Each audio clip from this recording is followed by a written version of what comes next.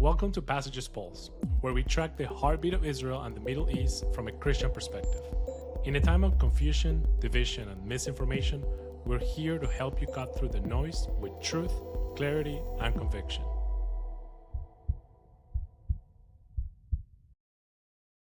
Hi, everyone. Welcome back to the Passages Pulse. My name is Josiah. I'm here with my co-host, Olivia Layne, and this is Wednesday, April 1st, 2026. Olivia, our first April Fool's episode. You know, this podcast is not yet a year old, so we're still in that phase where we're experiencing our firsts of several different things, which is a lot of fun. Also, I want to note that you're in a different spot again. Do you want to maybe tell us where you are today? Yeah, this week I'm in Ohio. Next week, back in Texas. So it's a traveling podcast for me in the last few weeks. I know. It's been doubling as a bit of your travel vlog, but it's been fun. It's fun. We're looking forward to having you back on some solid ground and in one place for a little bit. I'm sure you're also looking forward to that.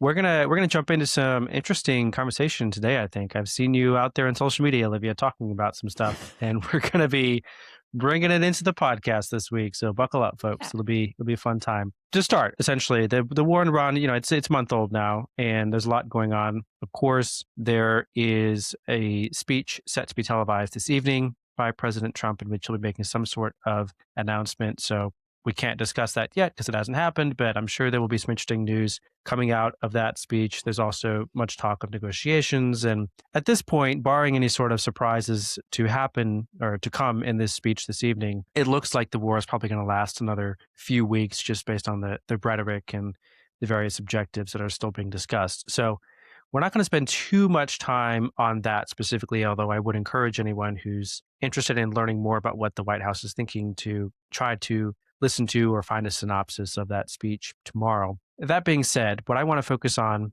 is Holy Week, not a topic that we spend a lot of time talking about. Religion, Christianity, things like that. This is a Christian podcast, but we don't spend a ton of time talking about those sorts of things. But this week is surprisingly relevant, the intersection of Christian faith and the politics of the region. So we're going to spend some time jumping into that and talking about what Christians are experiencing this week and what the holidays are going to be like for Christians of the region. I just want to note that we made a comment towards the end of last episode that Christians should be praying about this because it might become an issue, and it did. That's why we're having this conversation. It's because it did, in fact, become an issue over this past weekend. So without further ado, we will go ahead and jump into this conversation.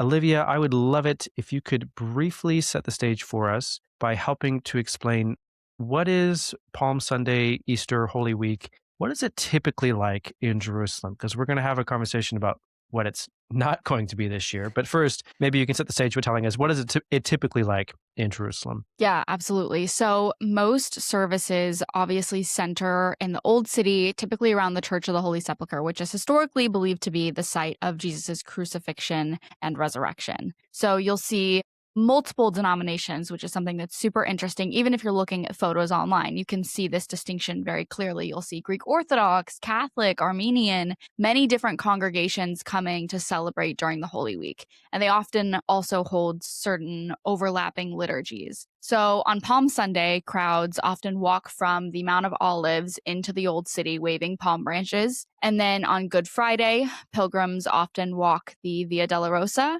retracing Jesus' path to the cross, and many often themselves opt to carry wooden crosses. In that circumstance, I would say it's less like a parade, just to kind of give you a feel of the vibe. It's less like a parade and more like a pilgrimage with believers doing this from literally every country around the world. It's a huge, huge event. And then on Holy Saturday, there's a holy fire ceremony that takes place inside the Church of the Holy Sepulcher.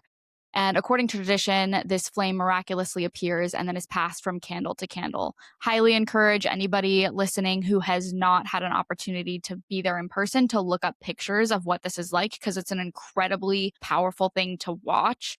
It's also, I think, one of the most important things and also one of the most relevant to what we're talking about today. Services taking place during Holy Week, the church and the area around the church in the Old City is packed. It is packed, it is loud, it is chaotic, and it's very, very electric. And so I think that's important context, especially for us as Western Christians who may not be very familiar with that because it's very different than sort of Western style services are held. Yeah, no, that's a really good point. We'll try to put in the show notes some links to a couple different things, maybe a video of the Holy Fire ceremony, that sort of thing, because it really is very powerful to observe this practice that, I mean, it is very old. Just put it that way. So there's a lot of church history and tradition that is wrapped up in, held in very high regard or revered as a part of the process of celebrating these holidays. And to Olivia's point, I mean, it's typically one that draws a very, very large crowd and is just one of the biggest parties that you can imagine happening in the old city of Jerusalem. Now, as far as the current restrictions, though, I think we do need to also lay some additional groundwork or add some context by clarifying what the current restrictions are like on Israel more broadly, as well as some of these celebrations, because it will help to explain what led to a confrontation in the old city of Jerusalem on Palm Sunday. As part of various efforts to keep people safe in Israel, the Israeli authorities have laid out some pretty broad guidelines as far as what is necessary to be safe and to keep everyone else around you also safe. They have exercised very broad powers as well in this respect across the country. That includes restrictions on things like crowd size. You're not really supposed to be gathering in crowds larger than 50 people right now during the war. It also means limited access to certain sites. Many of the national parks are closed. Many schools are closed and are offering remote learning options or Zoom learning to school children. Most holy sites in the Old City are also closed because they fall under the same guidelines. There's very restricted access right now to places like Al-Aqsa Mosque, a very, very critical Muslim holy site in the Old City of Jerusalem, the third holy site in all of Islam, Western Wall, which is the holiest site in Jerusalem, Judaism in Jerusalem, and also various Christian sites like the Church of the Holy Sepulcher are again subject to these various guidelines, meaning that the Israeli security establishment has essentially decided that Passover can't really be celebrated at the Western Wall. The end of Ramadan was restricted for many Muslims, and Holy Week for Christians, there's some pretty serious restrictions in place in terms of where you can gather and how many people you can gather in a location to celebrate these holidays, which is very much unlike what Olivia just described as typically being the traditional way of celebrating these holidays. Olivia, do you maybe want to add some thought in terms of why these restrictions exist? You spent some time, obviously, in Israel during the beginning of the war. You're familiar with what it's like during war times. You might be able to offer some color as far as why these restrictions are in place really across the country. Yeah, for sure. I think something that is hard to understand or conceptualize when you haven't been in Israel during a war, especially during this war specifically, even though I wasn't there for an extended period of time, the types of munitions that Iran is currently launching into Israel are different for a very important reason, because a lot of these munitions have cluster warheads attached to them, and those cluster warheads are much more difficult for the Iron Dome to intercept. And you can hear, it was actually wild. I heard one while I was in a bomb shelter in Israel, and they sound so different. Instead of just one big boom, it's typically one big boom followed by a much smaller repeated pattern of booms. And so you can imagine how much more difficult that is for the Iron Dome to intercept. And so these restrictions are in place to help protect civilian life. So you ask, why do these restrictions exist? It's also important to emphasize why they don't exist. They don't exist to restrict freedom of worship. They exist to preserve life. And so I think when we look at especially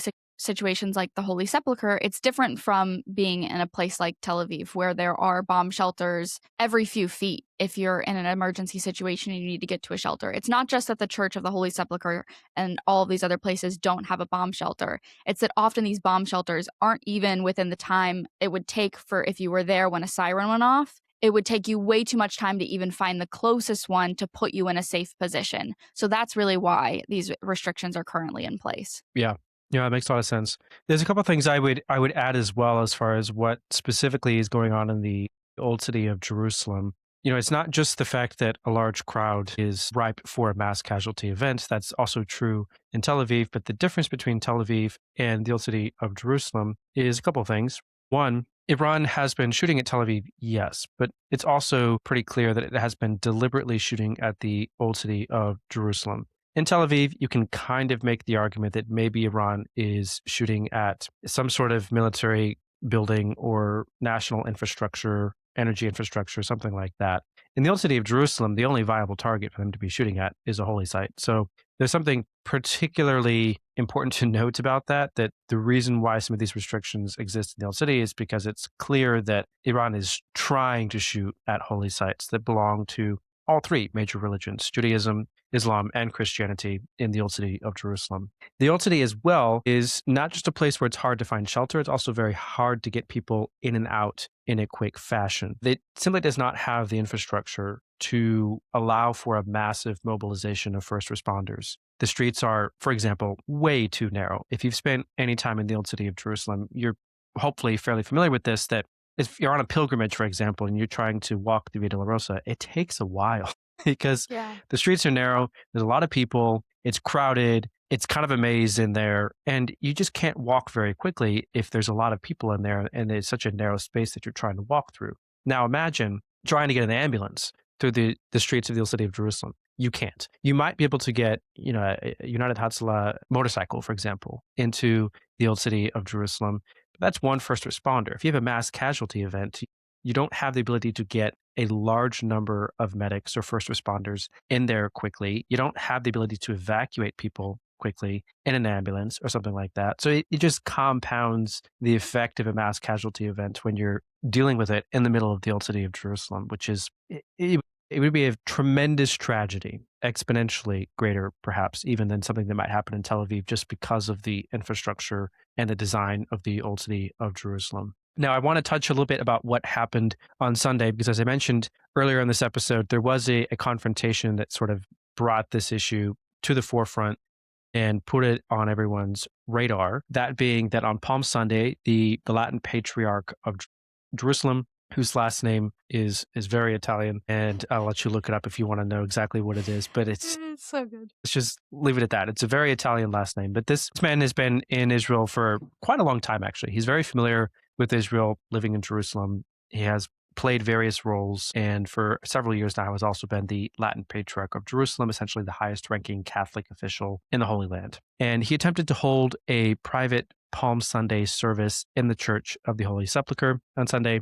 The details are a little bit scarce, but it seems that a police officer sort of interrupted and interpreted the security guidelines as applying to the Latin Patriarch and turned him away from the Church of the Holy Sepulcher and said, you can't be here right now because of the security restrictions that are in place. There's a pretty quick backlash. I mean, it was almost immediate. And as soon as people find out about this, articles being written, social media takes a hold of this narrative, and it really kind of becomes an international incident almost immediately. It, of course, resulted in a lot of diplomatic pressure and intervention of various kinds. Ambassador Mike Huckabee, the U.S. ambassador to Israel, protested, and that's noteworthy. I mean, this patriarch is not a U.S. citizen, but the U.S. ambassador to Israel was one of the first people to call it out and say, this is really not a good look for Israel to be preventing him from holding a service at the church, because he wasn't trying to have a public service with more than 50 people. It was a very small number of people he was trying to hold this service for, actually. The president of Israel gets involved, makes a statement. Really, it's an apology to the Latin Patriarch and tries to smooth things over. The prime minister's office gets involved. They intervene. And basically, the statement they make is that they've ordered an exception to be made for the Latin Patriarch. And what it essentially amounts to is a message to the Latin Patriarch, are bad, and to the security establishment, that's not what we meant. I mean, when we said, enforce the security guidelines, we didn't mean the highest ranking Catholic official in the Holy Land can't have a private service. It became a pretty big story. And what I thought was very interesting about this, and we'll discuss our reaction to the story in just a moment, Olivia, but the last thing I want to say is that the patriarch himself was very gracious, I thought. He also met very quickly with various officials from Israeli police to make arrangements for, okay, there's a very unfortunate incident happened on Palm Sunday. What are we going to do about the rest of the week? We have Holy Saturday, we have Easter, and essentially there was an agreement reached between the two that they would find a way to allow for small private Easter celebrations, not the type that are typically held, but would allow for at least some symbolic measure of observing these holidays to take place in the context of this Latin patriarch and different church leaders and their private services, which would allow them to still abide by the general guidelines, by the way, that the rest of the country is still forced to observe at this point during the course of the war. So, all that to say, it was fascinating watching this unfold on social media and take fire. And I think one of the questions that I had people asking me or texting me after this happened was, is this a big deal? Is this being blown out of proportion, or is this a really big deal? Did Israel really mess up in the situation? And Olivia, I would be curious to hear first your thoughts.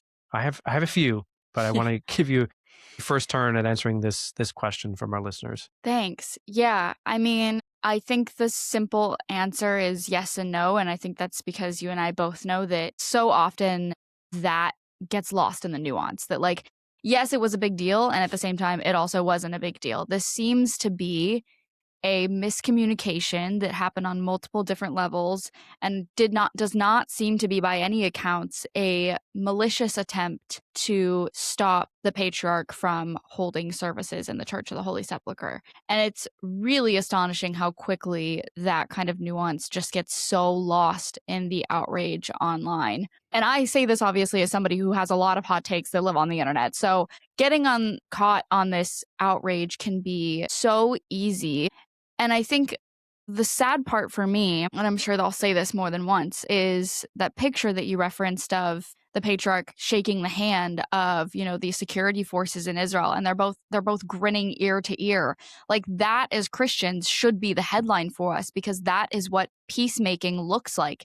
That's what reconciliation in a public space looks like. And I think that the way that they handled this, I saw part of his speech that he made, basically saying that he didn't think that anything that the Israeli forces were doing was a malicious attempt to stop them from entering the church. And that, to me, I just was so in shock and so pleased to see such Christ-like behavior on display. And it is such a shame that seems to have gotten lost amongst all of that initial outrage. Yeah, no, that's a good point. I think it was pretty interesting, the early reactions to the story, that people were assuming or assigning a pretty malicious intent behind the event itself. And what's pretty interesting is you have to feel sorry for the poor police officer at the center of all this, whose name I don't know. I'm not sure if it's been released or not, but my goodness, he was just trying to do his job. It became this massive international incident within a couple of hours. So that's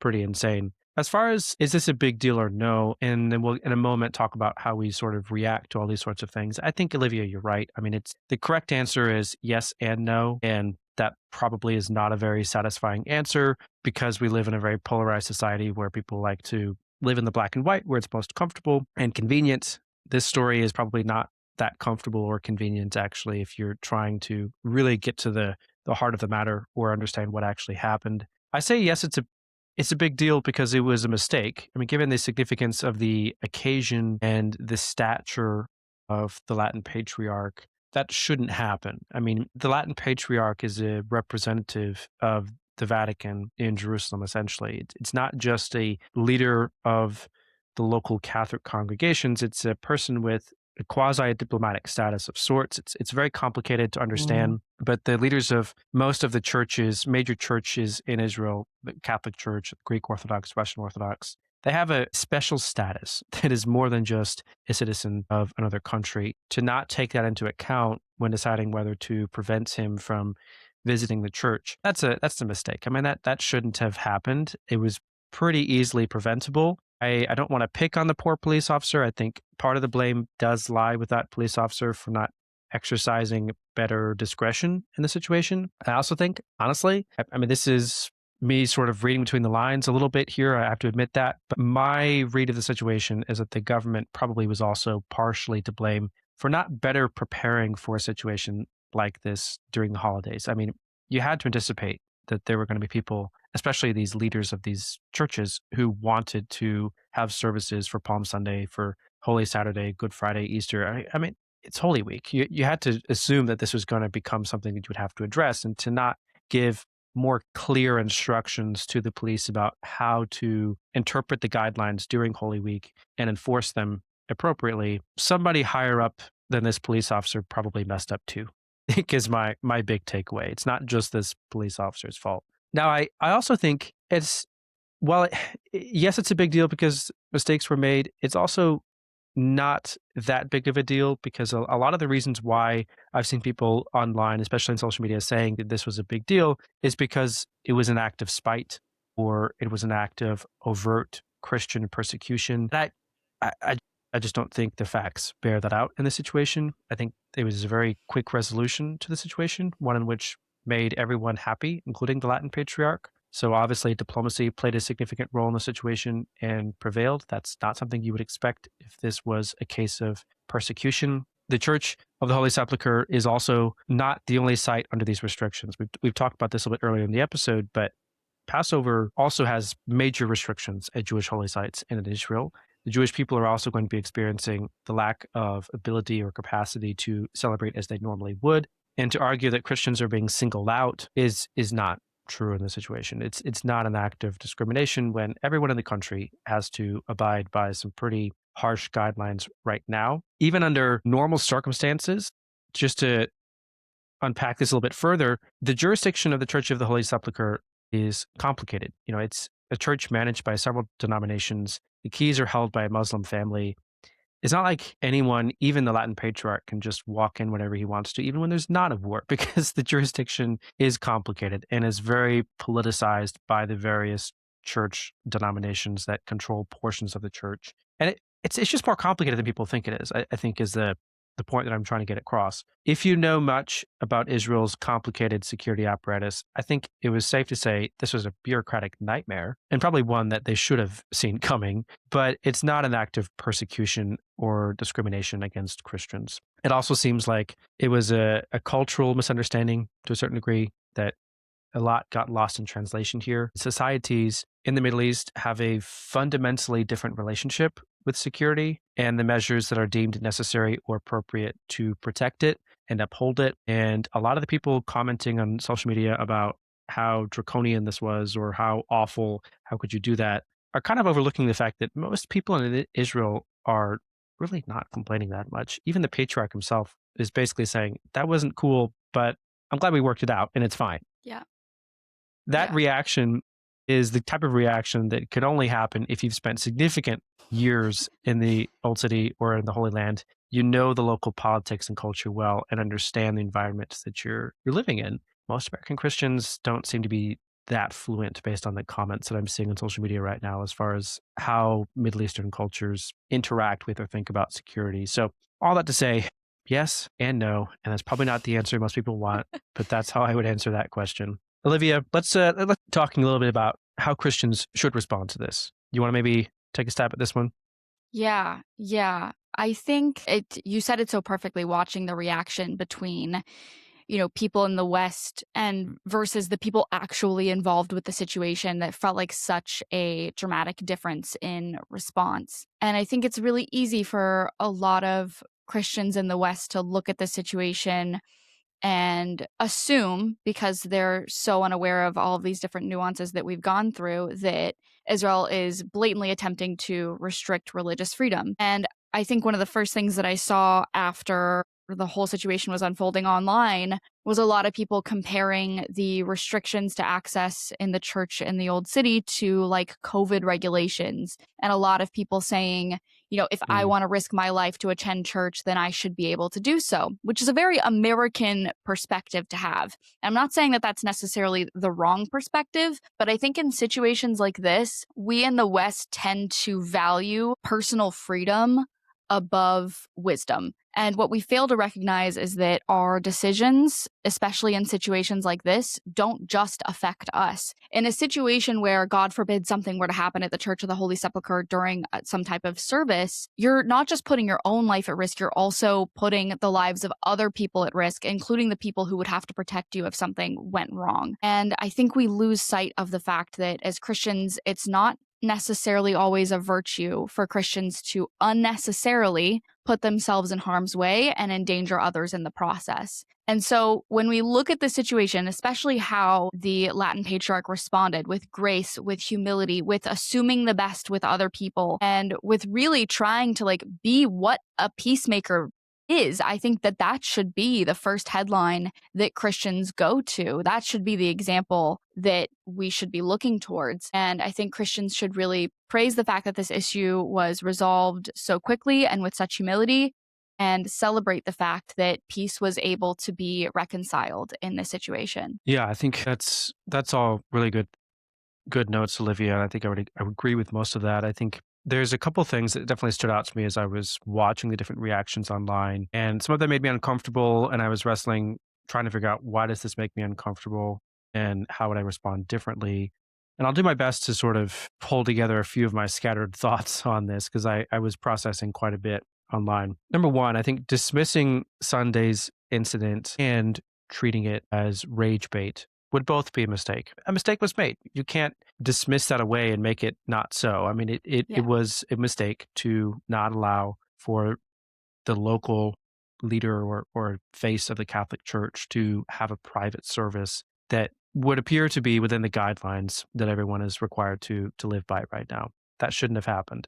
At the same time, using it as rage bait to drive a wedge between Jews and Christians and make this something that it's not is also a huge mistake. I was listening to or watching some commentary by different people. I think Steve Bannon was one of them, basically saying, this is horrible, because why should we have to do what the Jews tell us? Christians should be able to do whatever we want at Christian holy sites. And that's, number one, it's making this issue something that it's not. It wasn't about a conflict between Jews and Christians. So making it that is creating conflict where it doesn't necessarily need to exist. Number two, I think that is just not Christ-like behavior or speech, to have such a blatant disregard for the well-being of other people, and to argue that we as Christians are so superior that we can do whatever we want, we can get away with whatever we want because we're Christians and no one can tell us otherwise. I mean, that's just not biblical. That's just a wild statement to make, that it betrays or illustrates, exposes a tremendous amount of arrogance and pride, I think, that is not becoming of Christians. It is not Christ-like. I think as Christians, of course, to your point, we should applaud the diplomatic approach, the fact that cooler heads prevailed, everyone worked together to find solutions, and it all worked out. That's fantastic, and we should be very grateful for that, and we should be applauding the very responsible people who made that happen, whether that's the Latin Patriarch or people within the Israeli government, people within the Israeli police. Ambassador Huckabee, I thought his statement was good. We should be applauding all of these individuals. One of the things that I think is interesting is when people were presented with this narrative that things worked out, then you started to see this interesting new line of reactions that I thought was just fascinating, where people basically argued, why is this a big deal at all? I mean, why does the place even matter? It's just a place. It's just a pile of stones on top of a place in Jerusalem where Jesus' body no longer lays. And when I was wrestling with that, I did wrestle with that, but I was kind of struggling to figure out why does this make me uncomfortable, this reaction? And what I realized eventually is that we, perhaps in the West, especially in Protestant traditions, but more broadly in the West, don't have a very deep or informed understanding about the meaning and significance of place, of specific places. The fact that places are what root you within a bigger story beyond the place where you currently live, for example. Christianity is not an American religion. It is not primarily a European religion. It is a Middle Eastern religion rooted in the old city of Jerusalem, in the broader context of the Holy Land of Israel.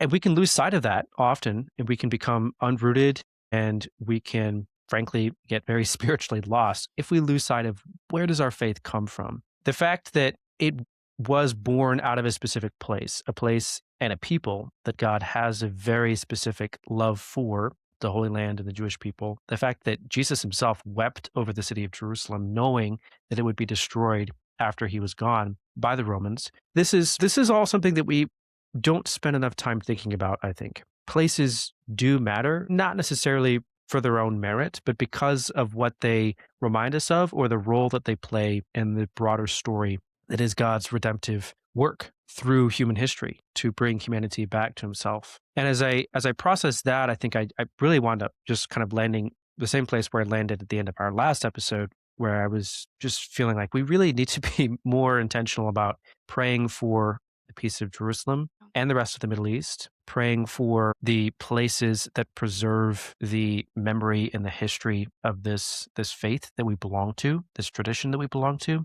and praying not just for the Christians that live in the Holy Land, but really across the Middle East this week during Holy Week. One of the stories that also came out shortly after this incident in the old city of Jerusalem is a story about the Greek Orthodox Church in Syria. They had to basically cancel all of their Easter celebrations, not because there are missiles falling from Iran or because the government is restricting their access to different holy sites or things like that, but because there have been enough incidents of terrorism against Christians in Syria recently that it is not safe, that there is concern that Islamist terrorism might target Easter celebrations. And so they've had to basically cancel them and say the only thing allowed is private prayer in churches, maybe small services, none of these overt public displays of celebrating the Easter holiday. Easter is a critical moment in the church calendar, and it's not just the Christians of Israel that are wrestling with how to celebrate it right now. It's Christians across the Middle East for various reasons, whether it be the war with Iran or unique issues that they face in their own countries. And so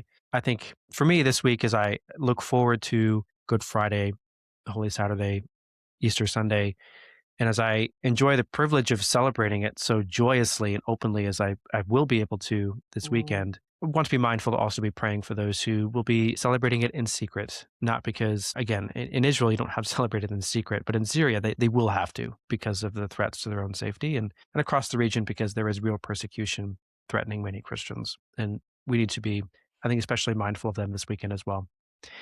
Olivia, anything else you want to add before we wrap this up? Oh, the only other thing I'd add, too, in light of just praying for Christians all over the world, is the Christians in Nigeria. I mean, that was a huge thing that also happened around the same time that things were unfolding with the Church of the Holy Sepulcher.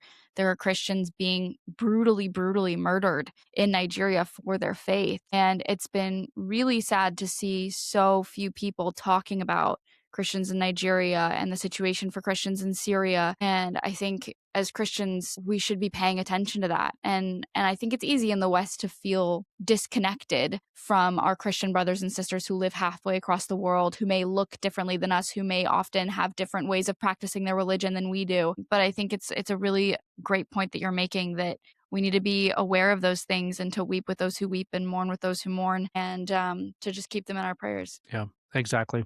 Well, thank you very much, Olivia, for joining us this time from Ohio and continuing to make us a part of your travel series, your travel vlog. Thank you to our producer, Lindsay, for producing this episode and every other episode. You've been with us through thick and thin. Lindsay, appreciate you. And thank you to our listeners as well. We will see you again next week, and happy Easter. Thank you for listening to this week's episode of Passages Pulse. Help us grow this community by liking, sharing, and subscribing. If you like this week's episode, let us know by leaving a comment below. This podcast is a project of Passages Israel. We exist to educate the next generation of Christians on modern Israel, deepen the roots of their faith, and equip leaders to foster positive Christian engagement with Israel and the Jewish people. To learn more about Passages, follow us on social media or visit us at passagesisrael.org. Until next time, we'll keep our finger on the pulse.